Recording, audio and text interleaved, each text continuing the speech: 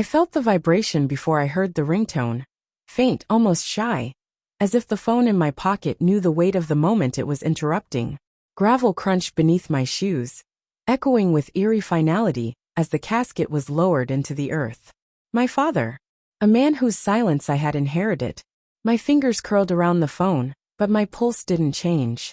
My breath, though, grew colder than the November air. One message. From her.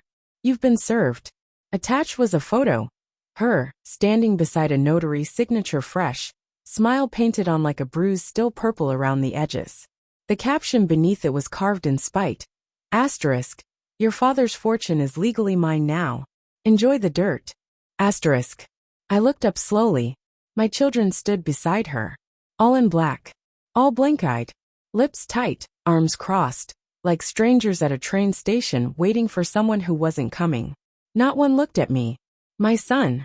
The one I taught chess to at 6. Who used to celebrate every win with a high five, and every loss with a tear-eyed wipe away. My daughter. The one who slept curled up on my chest during summer thunderstorms, clinging to the rise and fall of my breathing like it was a lullaby. Both of them now turned to him.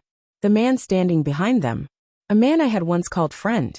They didn't speak until the dirt hit the coffin. The sound dull and final. My daughter's voice cut the silence, sharp as glass. We're changing our last name to his. My son didn't even glance at me. She didn't flinch. She didn't speak. She didn't have to. I nodded once. No words. Just the aching emptiness of a father buried in the ground, and another already buried in the hearts of his children. I walked. No destination. Just distance. No explanation. Just silence. The kind that vibrates louder than grief ever could. I didn't sleep that night. Or the next. I lay there in the dark, sifting through years, through memories that now tasted like ash. Every whispered I love you. Every shared glance across a crowded room. Her laughter echoing from the kitchen. His shoes by the door. That time he said he was too drunk to drive home, and crashed on our couch. 15 years. 15 years of lies dressed up as life. I remembered how she wept when our second child was born, and how she recoiled subtly but enough when I suggested trying for another. I remembered weekend yoga retreats that always ended late, parent-teacher meetings I wasn't invited to, inside jokes I wasn't in on.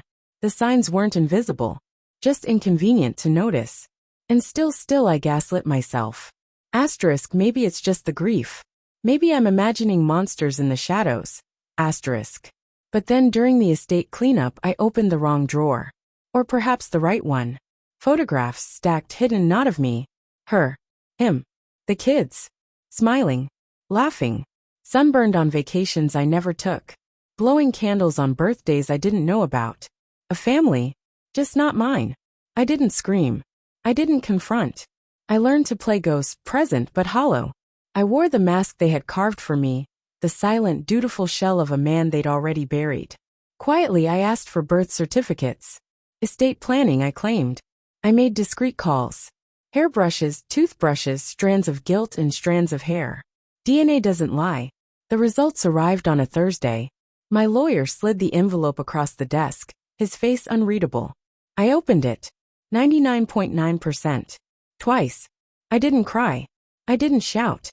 I simply read, stared, and let the silence settle like dust on a piano that hadn't been played in years. Then I stood and walked out. I didn't tell her. I didn't have to. Instead, I mailed one envelope. No return address. Inside, the full paternity report, a carefully assembled timeline, photos from the drawer, documents she had unknowingly signed, void under fraudulent paternity, and one handwritten note. Asterisk, you always wanted control. Now you have it. Enjoy every last consequence. Asterisk. A week later, they posted their housewarming photos. Smiles stretched wide. Champagne bubbles catching the light. A new mansion, paid for with what she thought was hers. Then came the knock. My lawyer. Another envelope. This one with a clause buried deep in my father's estate plan. Triggered by illegitimacy. Everything revoked.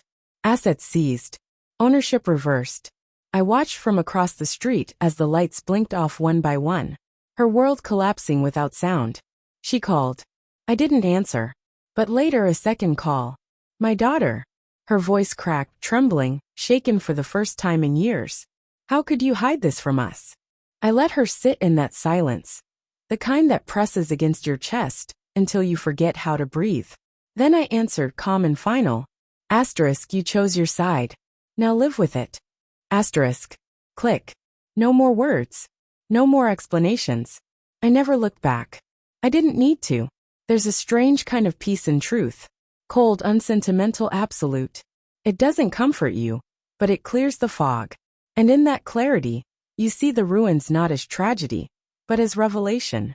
I wasn't angry anymore. I was emptied, like cliffs left bare when the sea recedes, leaving behind nothing but erosion and the echo of what once was. What they destroyed wasn't me. It was their idea of me, their illusion, the version of me they buried long before the funeral. Now they can keep the last name. They earned it. But they'll never carry the blood. You don't bury a man like me. You just wake up one day and realize he's already gone.